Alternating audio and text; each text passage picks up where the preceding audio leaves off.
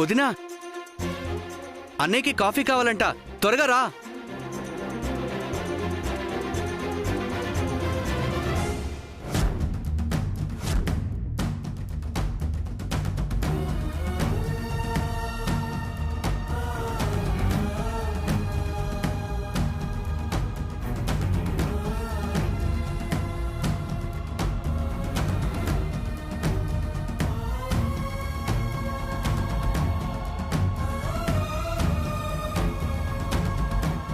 ఆగు ఆగు.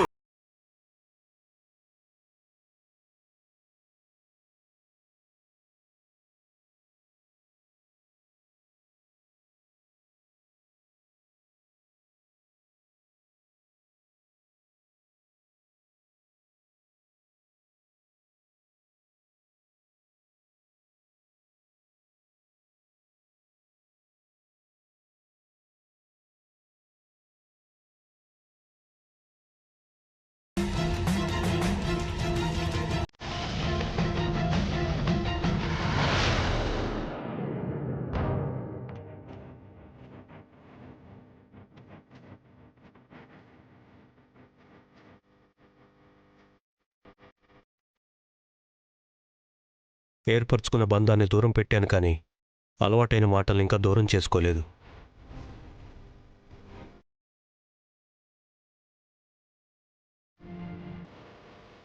నా పిలుపుని అలుసుగా తీసుకుని గడపలో కాలు పెడితే ఊరుకోను.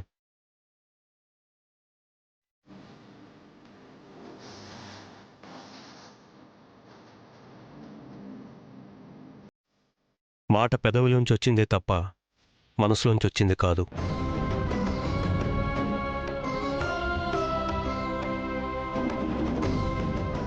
నేను చెప్పినట్టు జరిగే వరకు రాదు కూడా.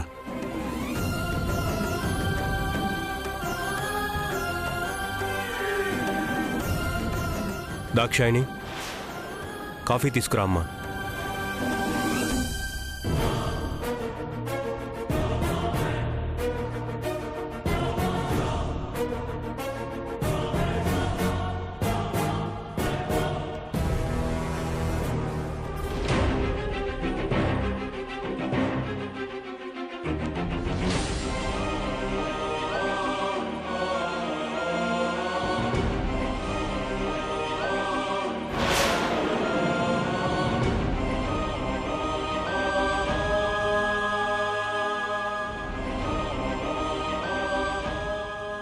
బాబుగారు,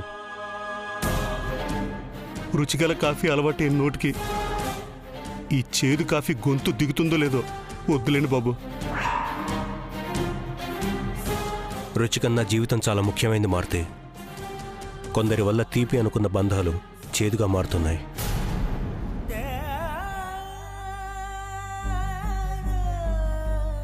సంతోషం అనుకున్న జీవితంలో మోసం వల్ల బాధలు మిగులుతున్నాయి.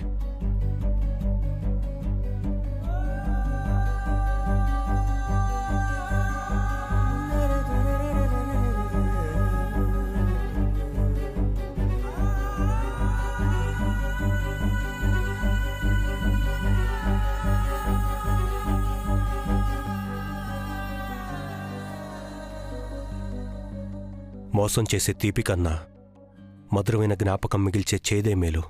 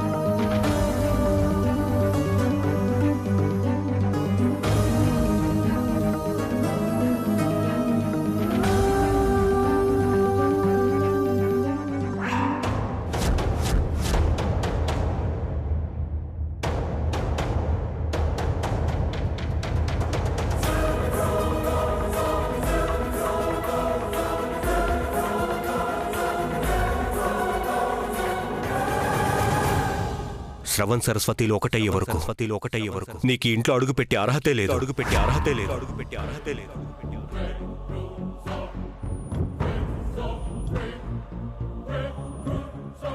మాట పెదవులోంచి వచ్చిందే తప్ప మనసులోంచి వచ్చింది కాదు. నేను చెప్పినట్టు జరిగే వరకు రాదు కూడా.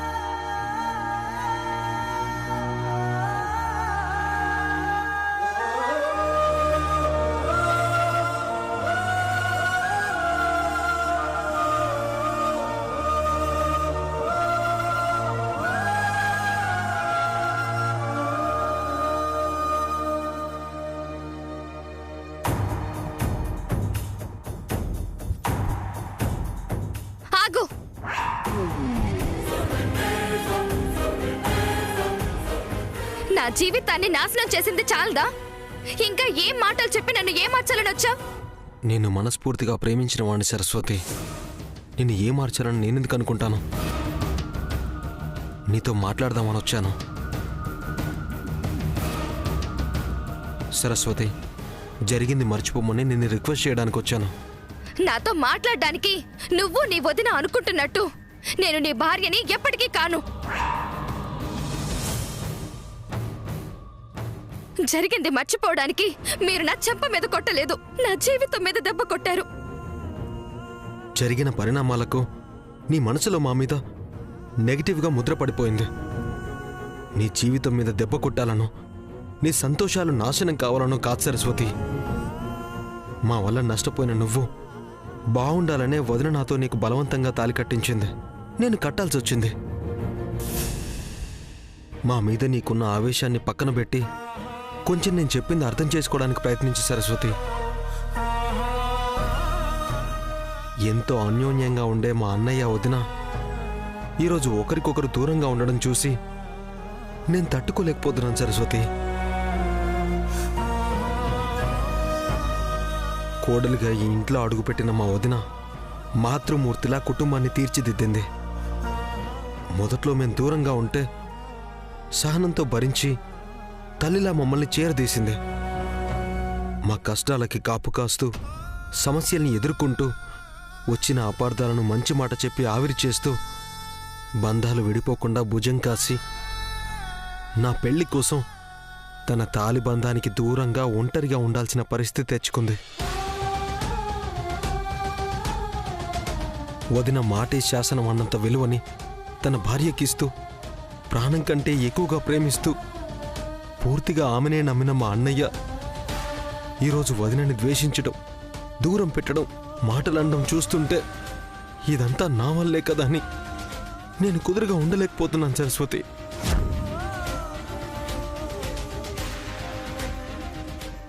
నేను నీ మెడలో బలవంతంగా తాలి కట్టి ఉండొచ్చు, కానీ దాని వెనక అంతకన్నా బలమైన ప్రేముందని అర్థం చేసుకో.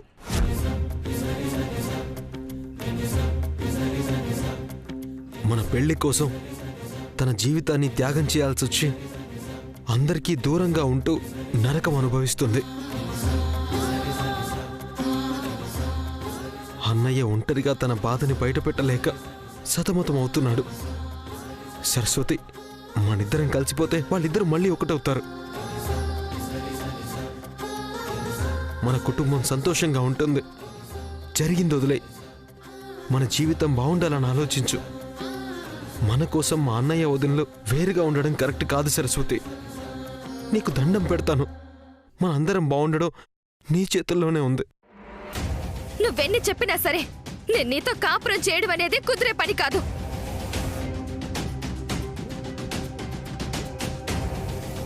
ఇప్పటి వరకు అందరికీ దూరమై మీ వదిన బాధపడుతుందని ఆలోచిస్తున్నావు. మీ అన్నయ్య ఒంటరిగా కుమిలిపోతున్నారని ఆలోచిస్తున్నావు. కానీ నాకిష్టం లేని తాళి నీ చేతుల మీదుగా నా మెళ్ళో పడి నేనెంత నరకం అనుభవిస్తున్నానో అది మాత్రం అర్థం చేసుకోవడం లేదు. అందుకే నువ్వు నాకు నచ్చలేదు.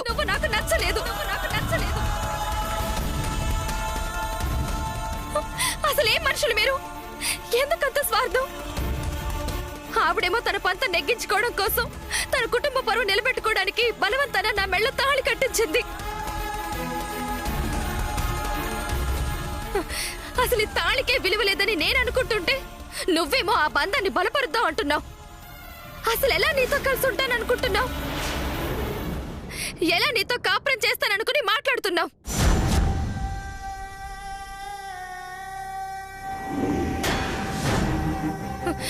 ప్రేమ అనేది ఒకవైపే ఉంటే సరిపోతూ రెండు వైపులా ఉండాలి. ఎప్పుడైతే నేను పెళ్లి పీటల మీద నుంచి వెళ్లిపోయి వీర్రాఘుని పెళ్లి చేసుకోవడానికి నేను సిద్ధపడ్డానో అప్పుడే నీకు అర్థమై ఉండాలి నా మనసులో నువ్వు లేవని, నీ జీవితంలోకి నేను రానని.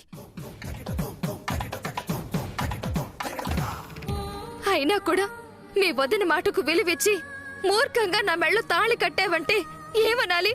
దాన్ని నిజమైన ప్రేమ అంటారా?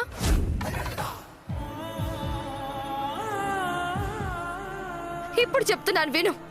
నువ్వే కాదు, మీ అన్న వదినలు చెప్పినా కూడా, ఈ ఊరంతా బాధపడి వేడుకున్నా కూడా నేను నీకు దగ్గర అయ్యేదే లేదు, నీతో కలిసేదే లేదు, నిన్ను భర్తగా స్వీకరించేదే లేదు. ముందు బయటకెళ్ళు.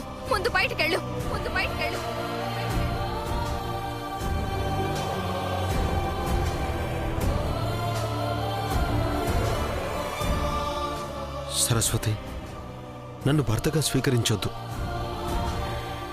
నాతో మాట్లాడొద్దు, కానీ భార్యగా నాతో కలిసిపోయి ఉంటున్నట్టు నటించు. నువ్వు అలా చేస్తే అన్నయ్య వదినలు ఒక్కటవుతారు. కావాలంటే 4 గోడల మధ్యన మనిద్దరం భార్యాభర్తలుగా ఉండొద్దు. బయట ప్రపంచానికి మాత్రం మనిద్దరం కలిసి ఉన్నట్టు నమ్మిద్దాం. నువ్వు దూరమైన శిక్ష నేను అనుభవిస్తాను. అది మా వదిన అన్నయ్యలకు వద్దు. కావాలంటే నీ కాళ్ళు పట్టుకుంటాను.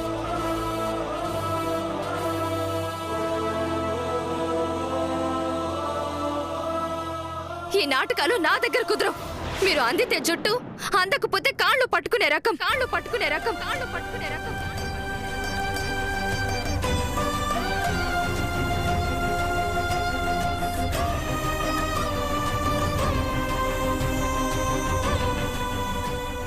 మీరు ఇలాంటి వాళ్ళని తెలియక నాకు మీరు అన్యాయం చేసినా కూడా మీ ఇంట్లోనే ఉన్నాను.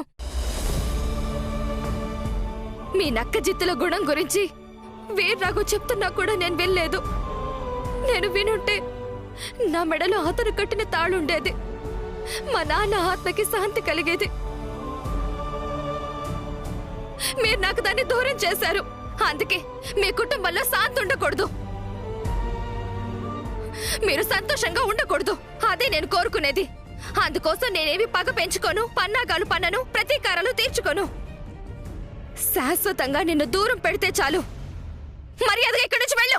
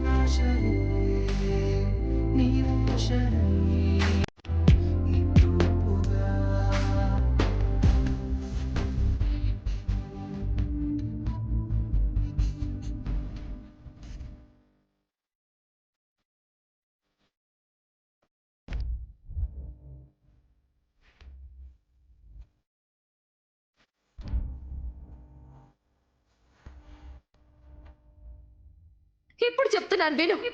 నువ్వే కాదు, మీ అన్న వదినలు చెప్పినా కూడా, ఈ ఊరంతా బాధపడి వేడుకున్నా కూడా నేను నీకు దగ్గర అయ్యేదే లేదు, నీతో కలిసేదే లేదు, నిన్ను భర్తగా స్వీకరించేదే లేదు.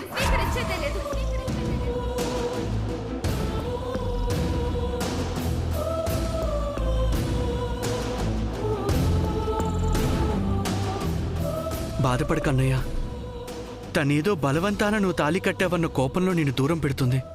కాలం ఆ గాయాన్ని మాన్పించాక సరస్వతి వదిన నిన్ను తప్పకుండా అర్థం చేసుకుంటుంది. నీకు దగ్గరవుతుంది అన్నయ్య.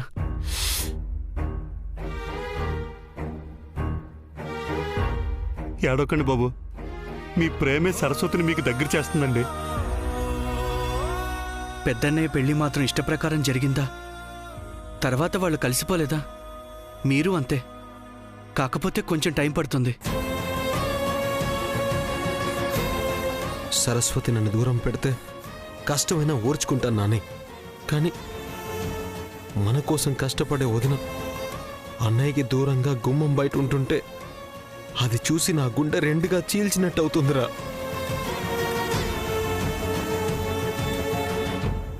మన సంతోషం కోసం తను నిందలు మోస్తుంది, మాటలు పడుతుంది, కష్టాలు అనుభవిస్తుంది. మనం లోపలుండి ఏమీ చేతగాని వాళ్ళలా కూర్చుంటే వదిన మాత్రం బయట ఉండడం ఎంతవరకు న్యాయం రా?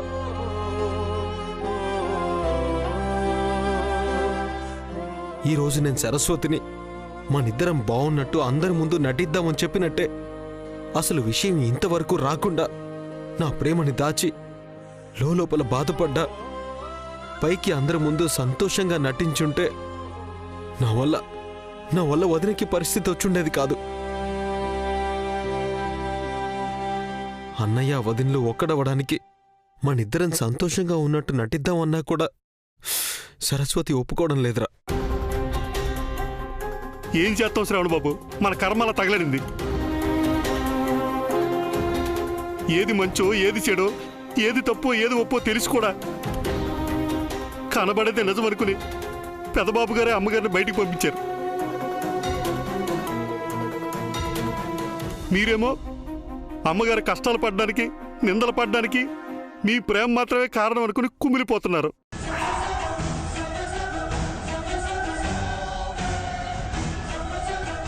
నా ప్రేమే కాకుండా వదిన కష్టాలకి ఇంకా ఏదైనా కారణం ఉందా మారుతి? బాబుగారు, అది అసలు నసుకుతావేంటి మారుతి? నీ తీరు చూస్తుంటే ఏదో నిజం దాస్తున్నావు అనిపిస్తుంది. ఏంటది?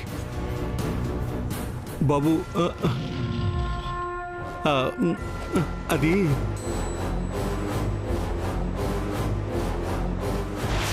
ఏవైనా ఉంటేగా మారుతి దాయడానికి మీకు చెప్పడానికి.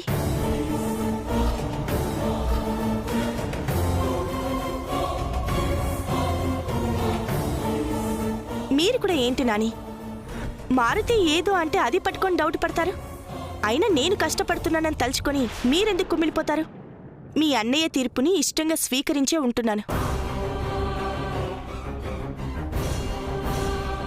మారుతి, 4 రోజుల నుంచి మొక్కలకి నీళ్లు సరిగ్గా పొయ్యలేదు. వెళ్ళా పంచుడు. అర్థమైంది అమ్మగారు. మనుషులే పచ్చగా ఉండాలని ఆరాటపడే మీరు మొక్కలు పచ్చగా ఉండాలని తాపత్రయపడ్డంలో వింతే ఉంది. మేము మాత్రం మా బాధలు మర్చిపోయి పనులు చేసుకోవాలి. మీరేమో మా కోసం పనులు చేసి బాధలు తెచ్చుకుంటారు. బాగుంది అమ్మగారు, చాలా బాగుంది.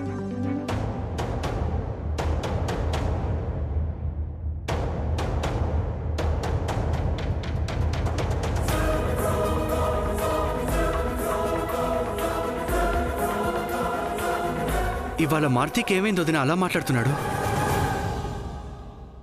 మారుతి ఇంట్లో పనోళ్ళలా ఉంటాడా, మనోళ్ళలా ఉంటాడు.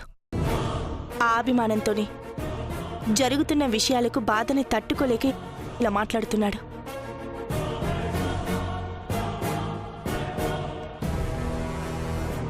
శ్రావణ్, నువ్వు చెప్తుంటే విన్నాను. కలుసున్నట్టు నటిద్దామని సరస్వతిని అడగటం తప్పు. తను నీ భార్య. నా మీద నీకు అభిమానం ఉండుండొచ్చు. కానీ నా కోసం, మీ అన్నయ్య బాగుండటం కోసం కాపురం చేస్తున్నట్టుగా నాటకం ఆడాలంటే ఏ ఆడపిల్లైనా ఎలా తట్టుకోగలదు?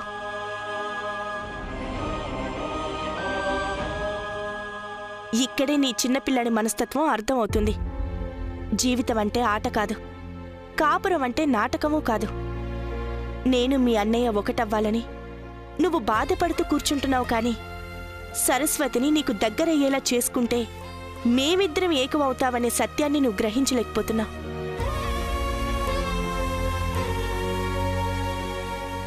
ఈ ప్రపంచంలో దేన్నైనా గెలవగలిగే శక్తి ప్రేమకి మాత్రమే ఉంది శ్రావణ్.